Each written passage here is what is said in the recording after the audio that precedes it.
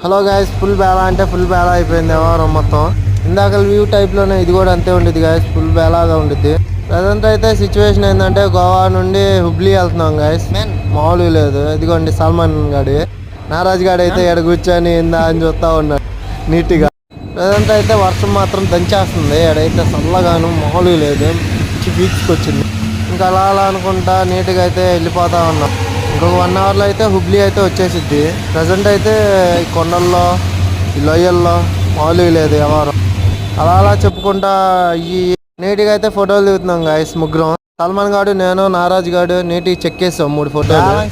అలా అలా అట్లా అట్లా వెళ్తుంటే ఈ కొండలు ఇవి మామూలు లేదు, ఫుల్ వేలాగా ఉంది. ఫుల్గా ఎంజాయ్ చేసి స్టార్టింగ్ అయితే వెళ్తున్నాం గాయస్. ఇంకా 1 డే ఆర్ 2 డేస్ ఉండాలనిపించింది.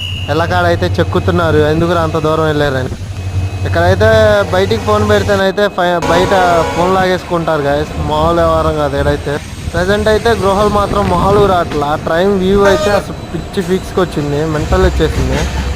ఆల్మోస్ట్ ఒక 16-17 గృహాలు అయితే వచ్చేసినాయి గాయస్.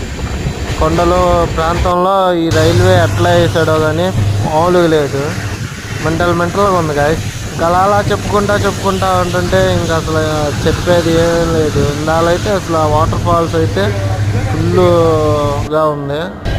అలా మాటలు చెప్పుకుంటా అయితే హుబ్లీ అయితే వచ్చేసింది గాయస్. హుబ్లీకి వచ్చేసింది.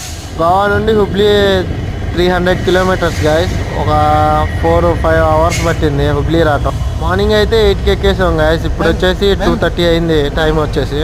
నారాజ్ గాడు, వాడు, నేను ఇంకా నడుచుకుంటా చిన్నగా ఏదైనా ఫుడ్ తినేద్దామని వెళ్తున్నాం. రా ఇందిరా అని అడిగితే నీట్గా బిర్యానీ చెక్కుదాంరా అన్నాడు నారాజ్ గారు. ఇంక నీట్గా అయితే చెక్కేసాము బిర్యానీ. మొన్న వచ్చిన ప్లేస్కి వచ్చాము గాయస్. మేమైతే హోటల్ అమరావతి, మామూలు లేదు టేస్ట్ అయితే.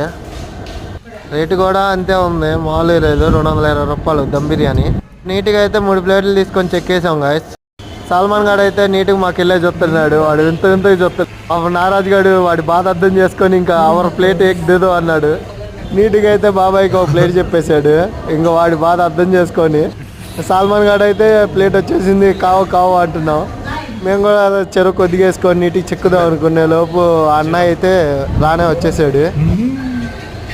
సల్మాన్ గాడు అయితే అసలు లగవట్లేదు కాదు అసలు.